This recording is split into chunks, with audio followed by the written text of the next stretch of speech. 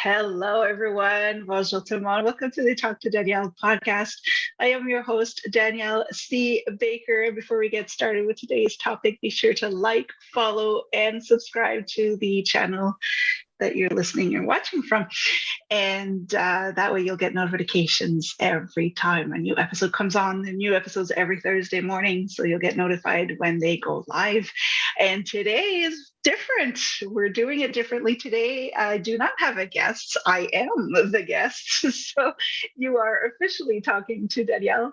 And ever since I started this podcast about 7 months ago, I've had amazing guests come on, talk about their experiences and their expertise in whatever topic we would talk about. And I thought today that I would share with you what it is that I do. And many people who know me know that I do a lot of stuff, and I wear a lot of different hats and have different titles. So I'll only share with you the ones that are relevant to today's topic. Today we're going to be talking about the number one concern parents have regarding their children now. It beats any other worries. And as parents, we worry a lot of different things, but this one in particular is above everything else. And that would be concerns regarding your child's mental health. Bullying is in there as well, but today I'm only going to be talking about mental health concerns and how to navigate through that to help your child and give them the tools and resources that they need to be able to find the balance. As you can also, I've done 2 episodes on bullying, so you can go back and watch episode 3. There's a social worker who's worked with families of children who were victims of bullying, and she came up with an amazing system that will change the way that we handle bullying as adults. And I think that's very much needed, especially in schools. And episode 5, there's a wonderful man who came on to talk about his story of what it was like to be bullied throughout his school years and the impact that had on him growing up and into his adult years as well. So 2 amazing people who share their story, very important to listen to. And so today we'll be addressing mental health concerns that parents have for their children. And it is a very important topic to address because, and I speak personally on this and professionally, how are we supposed to help our children navigate through their mental health when we can barely hold our own? That is something that I talk with my clients. I talk with parents all the time is, how am I supposed to help this child when I can't even keep my stuff together? So it is a very valid concern. And before I dive into the topic, I just kind of explain my background into this. I have worked with children professionally for over almost 20 years, actually. I started in 2004. I am a registered early childhood educator. I've taught early childhood development in college as well, so training the new generation of educators. And I've taught sciences in school. I'm also trained in rapid transformational therapy. I am a practitioner. I was trained by Marissa Peer herself, which is the founder of the technique. And so I got into all of this to help children. I want to give them a voice on all the struggles that they go through. I see the pain that they go through. I see the struggle that they go through. And I've always wanted to help children through that. But I've noticed along the way that children are very resilient. They're very adaptable. So they can figure things out very quickly. But then we hand them back to adults who are struggling themselves, who are barely surviving. So that's when I saw the need for parents to get the resources and the help that they need so that they can help the children. So now I'm helping children by helping the adults to help children, if that makes any sense to you. I started all of this working for a peacekeeping center. At the time, they were trying to build a program for rehabilitating child soldiers. And that's where the topic got really interesting for me is the programming that children will get early on in their years is so powerful that they can actually be used as a weapon. And the struggles of trying to deprogram a child that's been programmed to kill is was just heartbreaking and devastating. So I was like, no, we need to do something. I need to help. It doesn't have to be that extreme, but at least to help the children in the community. So that's how I got into early childhood education. From a personal experience, I am myself neurodivergent. So growing up, I know exactly what that's like, especially in a time where nobody talked about mental health issues and talked about being different, learning differently, thinking differently, understanding things differently. So as a child, I know exactly what children go through, trying to fit in, trying to be so-called normal, trying to fit in that box that shouldn't exist in the first place, trying to please your parents and not bring shame onto the family, all of that fun stuff. Uh, I know the impact that has on someone's mental health, and especially for children, we're looking at self-esteem issues, confidence issues, and anybody who is neurodivergent will understand me when I say the pure exhaustion of dealing with it every day. You're just so tired that I figured I need to give those words to children that are going through it. So how do you manage, or how do you teach your child how to manage their mental health, how to keep that balance when you can barely manage your own? Is a very valid concern for any parent or anybody who takes care of children. Before I continue with this, I just want to say I'm not one to sugarcoat. I will tell you things the way they are. I like I said, I've lived them personally as a child, trying to fit in, and professionally as a third party, not being in that storm of trying to survive with a child, but looking at from the outside and watching the impact that has on your child. Some of you may not be prepared to hear that, but just know that I'm not personally attacking you. I'm just telling it as it is. These are observations that I've had throughout my 19 years in this field. And it's important that we address them. If you feel triggered in any way, if you feel attacked in any way, then I invite you to take a step back and ask yourself why you would think that why you reacted that way, because that will be the root of the healing that you need to do to be able to help your child. So just keep that in mind. Always there to help. And if you find that this topic is important to somebody that you know, do share it as well. Everybody needs to be talking about this. Everybody needs to hear this, so that we could just make this world a better place, one child at a time. So how do you start? Where do you even start? This what parents would ask me often is, I don't know where to start. And I'm not talking about a parent that just got a diagnosis for their child. We're talking to any parent for any child. What do I do? How do I start? And it really has to start. It has to start by teaching our children how to manage their emotion. How to manage their emotions. We are not born with the words. We are not born with what is socially acceptable for managing emotions, very strong emotions, our impulses, our reactions, all of that. They need to learn. Now, this is scientifically proven. This is an actual fact that anything that has to do with emotional and social development in children, the bulk of the work is done within the first 2 years. So it's not even once they start talking.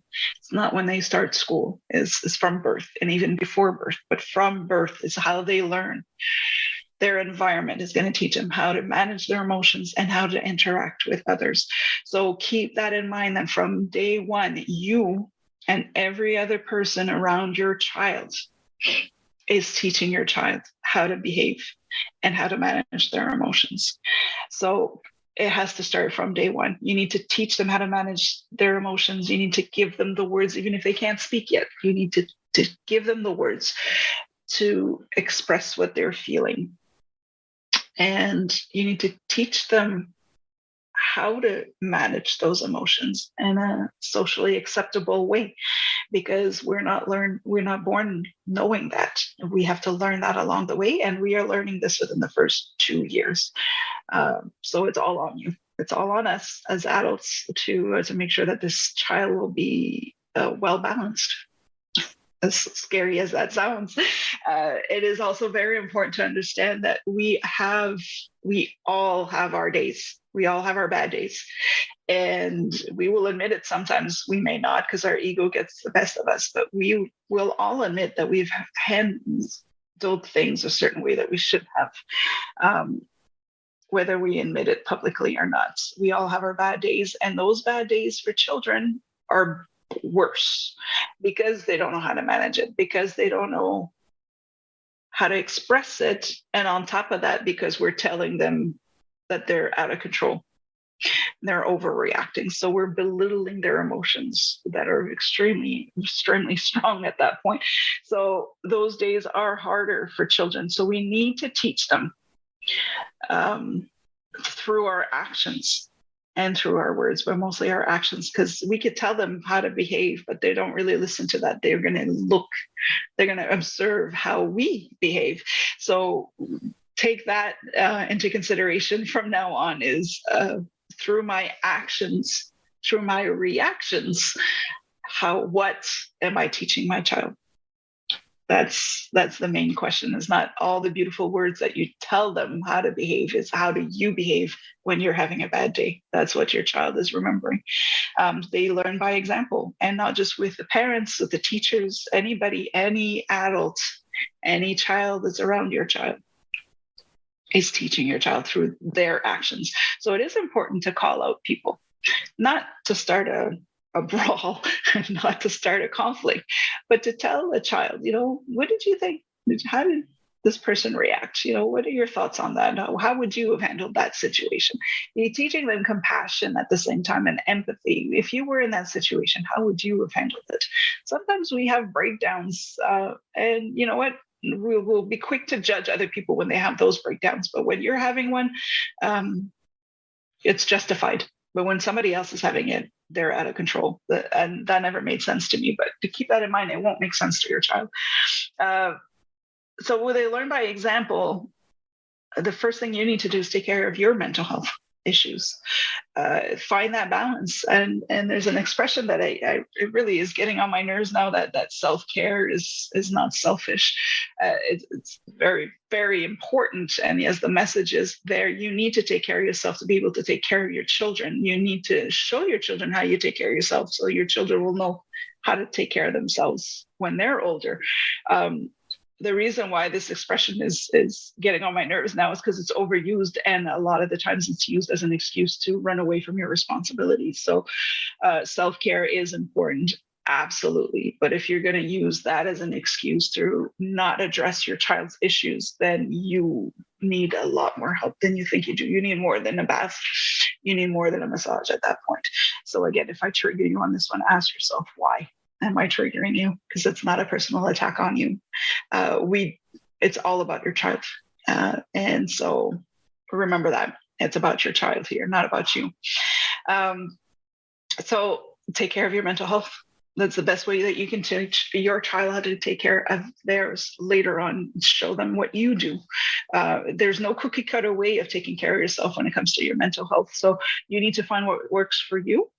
And so the more you can show your child, the more that they can find what works for them. What works for you won't work for them, or very seldom. So you need to tell them that it's not the only way to do this. There are other ways to do it, to help them find the way to do it. This is another one that may trigger a lot of people, is no matter what, no matter where you are, no matter what you do, you are stressing your child out. And I will tell you this from personal experience myself, having a rocky childhood, but also as a professional, watching parents bring in their children every morning, picking them up at the end of the day, all stressed out, hurry up, we're late, blah, blah, blah, blah, blah, all of that fun stuff. You're stressing your child out. You're not aware of it because you're stressing yourself out. You're in that vibration.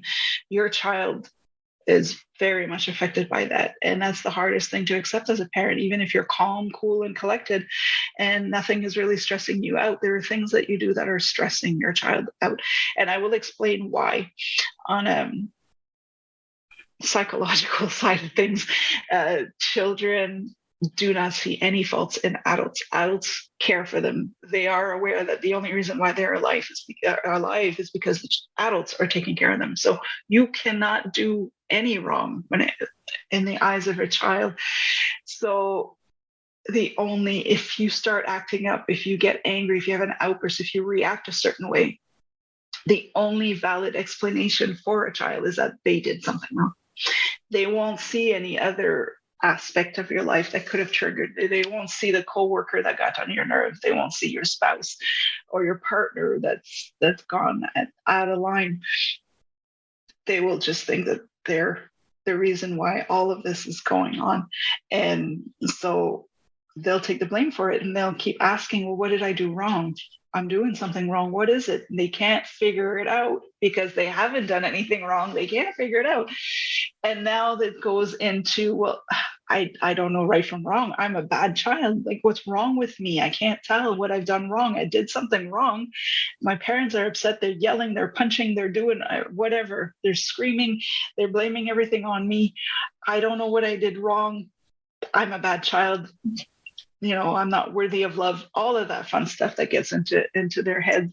And now we're affecting their self-esteem, their confidence. It creates anxiety, stress, it leads to depression, and all of that other great stuff that comes along with it.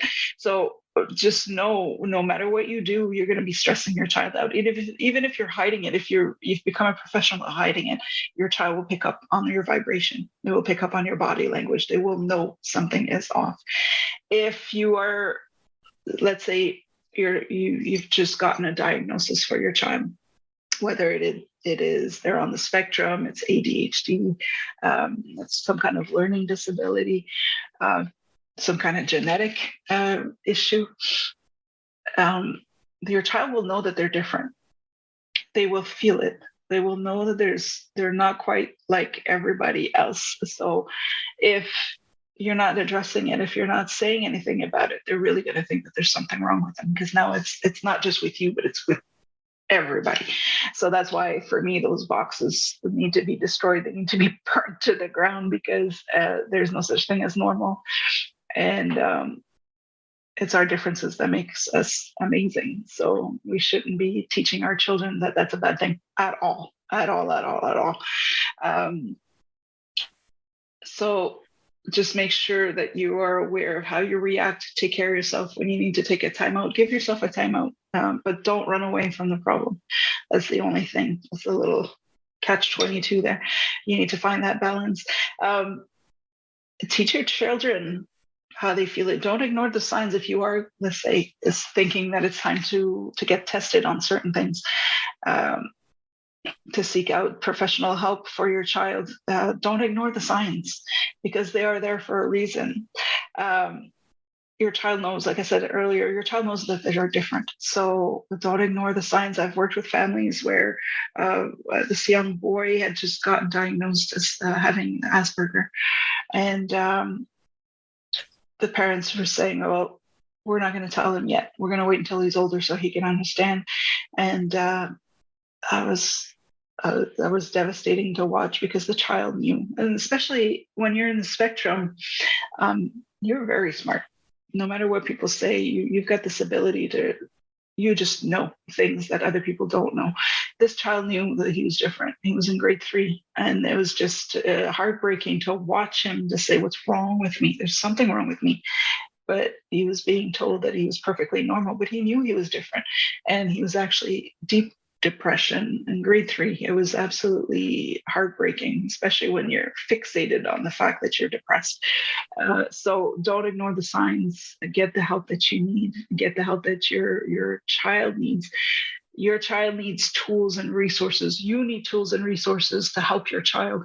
The earlier you get it, the easier it will be for your child, the less struggle there would be. I'm not saying that there will be no struggle, that would not be realistic, but the earlier you can get started, the better it will be for your child. So don't ignore the signs. If somebody, especially when they get into school and say, there's some signs, we are trained to tell the difference between a child that's having a bad day and a child who's struggling every day. This is the difference. We're not attacking your child, but just know that there is a difference between a child that's having a bad day and a child who is struggling every day. And this is what you need to understand is if your child is struggling every day, that will have an impact on their mental health. So don't ignore the signs. Let them see it as a superpower. This is the most powerful thing you can do for yourself. It works for you as well. But for your child, it gives them the best visual ever to something that they can't understand. You have a superpower. What is so-called different is what makes you unique. It's your superpower. So when you're in your body, when you're feeling it, you're just like, you're having an outburst, it's coming on, or you're emotionally, the anxiety, the trembling, the whatever it is that they're feeling, give them the words for it and tell them this is your superpower. Your body, your emotions are telling you something is off, something is not right, and it's time to take care of yourself. It's as easy as that. Anxiety is a perfect example of that. No matter how you experience anxiety physically, mentally, psychologically, it is telling you that it's time for you to breathe. It's time for you to take a step back, take care of yourself. So this is how you can teach your child. If you can remember anything from this conversation, is it's a superpower. Give them the words. How are you feeling it in your body? Where is it? Give it a name, and use it as a superpower to say, okay, I feel like I need to tear this room apart right now. I feel like I need to punch a hole in the wall. I'm shaking. It feels like my bones on the inside are shaking. Those are signs. They're like, ooh, okay, something's telling me it's not right now. Let's go back to my breathing. Where am I? Am I safe? Let's go back to, okay, maybe I should rest today instead of going on and adding more stress. These are the things that will help your child, and it helps you as well to know when it's time to find that balance to keep your mental health intact. So be sure it works even for people that are more impulsive when you're dealing with children with ADHD, for example. Even if it's half a second, they will feel it. They will feel it just before they start reacting that something is off. And by giving them a name, by naming it their superpower, they're going to be able to find it. PTSD, I've worked with a lot of people with PTSD as well, where is when you're being triggered. That is your superpower, because at that point you're not feeling safe. So start assessing what's going on around you. Why are you being triggered right now? That is your superpower. We put a lot of focus on the negative and the sickness supposedly of it, but look at it the other way. It's actually helping you. So embrace it and address it. Don't ignore it, because then it just leads to more problems later on. You don't want that. So your body talks for you, your emotions talk for you, and get the help that you need, even if it's not professional help. Not everybody can afford professional help, but there's so many groups out there just talking about it. When you're dealing with it alone, you really think you're the only one going through it. So as a parent, if you're concerned about your child's mental health, you really think that you are the worst parent in the world, and you don't know where to start. When you start talking to other parents who have the exact same worries as you finally feel normal, whatever that is, but you know you're not alone. And just kind of go, okay, I'm normal. In my unnormal life, I am normal. That can help you a lot, and that will help your child. Your child will feel you more relaxed, and that they will react to that. You need to give them the right words. Don't make up words. Don't avoid words. Give them flat out. Say, okay, this is anger. This is rage. This is not acceptable. You need to tell them. Don't sugarcoat things for them. You need to tell them what things are for face value. Tell them what they are. And the most important thing, again, along with the superpower, is embrace your child for who they are and not who you wanted them to be. So again, those stinking boxes, get rid of them. They don't fit. We're not meant to fit in a box. So embrace your child for who they are, for who they really are, not for who you wanted them to be, not for who everybody else is telling you they're supposed to be. Embrace them for who they are. If you do that, you tell them how amazing they are every day, how beautiful they are every day for being themselves. That alone will help a lot with their mental health issues, because now they know that they can be accepted. They can be loved for who they are. They don't need to camouflage. They don't need to mask. They don't need to hide behind who they are. And they can open up a lot more when they're not feeling well. So embrace them for who they are. Get the ego out of there. They're not who you want them to be. They are who they are. So just keep that in mind. Those are the best things that you can give your children. Teach them how to acknowledge those triggers. That's what I said earlier. So show them what you see and ask them to explain how it feels for them when they are being triggered, and give them the words for it. Teach them how to breathe. Sometimes even not talking at all is what is necessary for many, many of those children that I've worked with them, and even for myself. They can work it all out themselves. They just need somebody to hold a safe space for them, where they're not going to feel judged, where they're not going to feel all sorts of different ways. Just hold a space for them. You could be just kind of cuddling, sitting next to each other, and just breathe with them. Stay calm and breathe with them. And then sometimes that's all they need, just to regulate themselves. It is very important to do it. Moving around is so easy. Exercising is a big one for kids as well. Just get moving. And ask them. I've worked with children with autism with stimming, and just do the stims with them.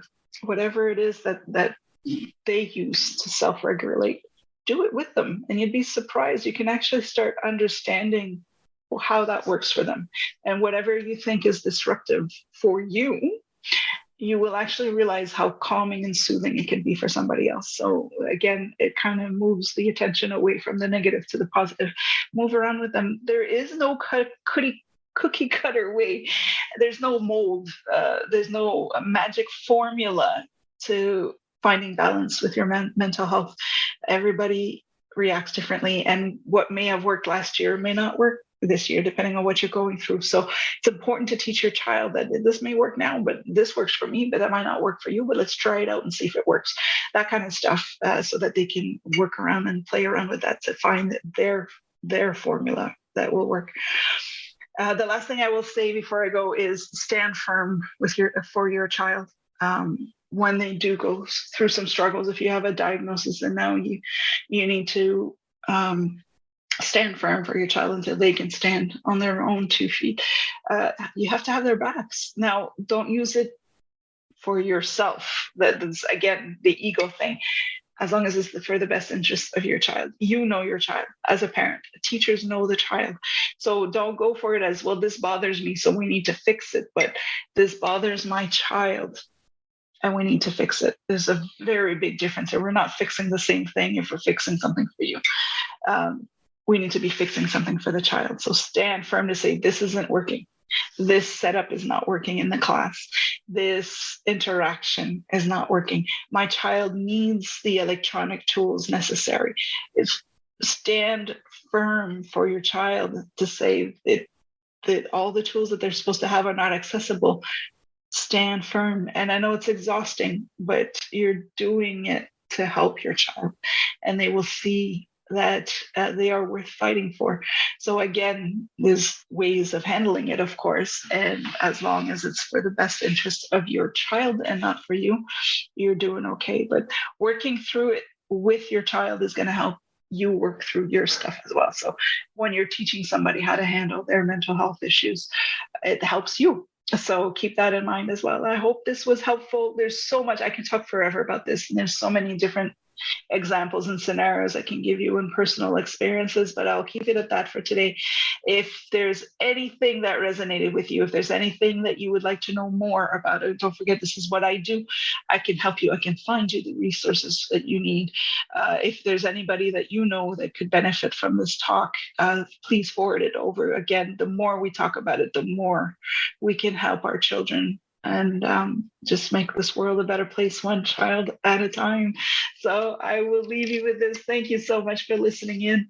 And until next time, stay safe, stay awesome. We'll talk soon.